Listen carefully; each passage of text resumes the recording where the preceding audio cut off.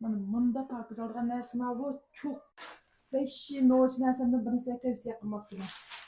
Mana xenyanni men ishida olib ketib ketganlar. Hozir sizlarga sinab qilib beraman. Buni nima ishlatamiz degan vaqtda mana bir bulut bor, bu bulut.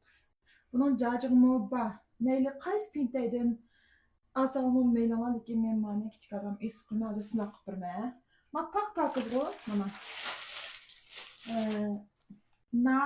Nami texnikasi ishlangan xemyan bulutchu. Buni birga stakan yuvishga yana birisiga eynakni yetishqanin degan mana shu chizgan atrofida dali ishini ustida chiqmagan dog'lib qolsa aytsam deb peyiz chiqdi men sizga qilib ko'raman.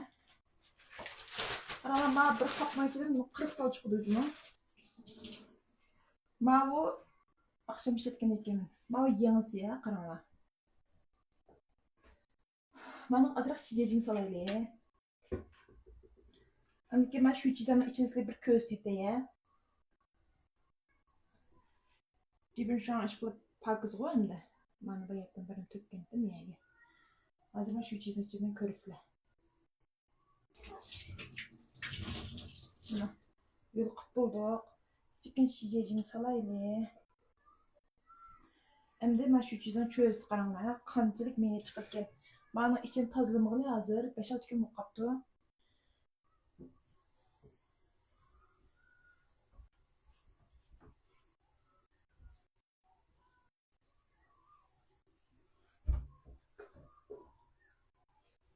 Şu çizginin içine bir parkız tutsak olmaydı. Vallahi çinimizden açılkan da tutsak.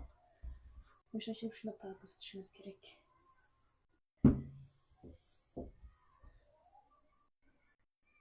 Bunda parkız algan narsa bu çok meraydı bir buluş gerekçime. Endi benim kendimde onu kutup tazap vermeye ko'raman.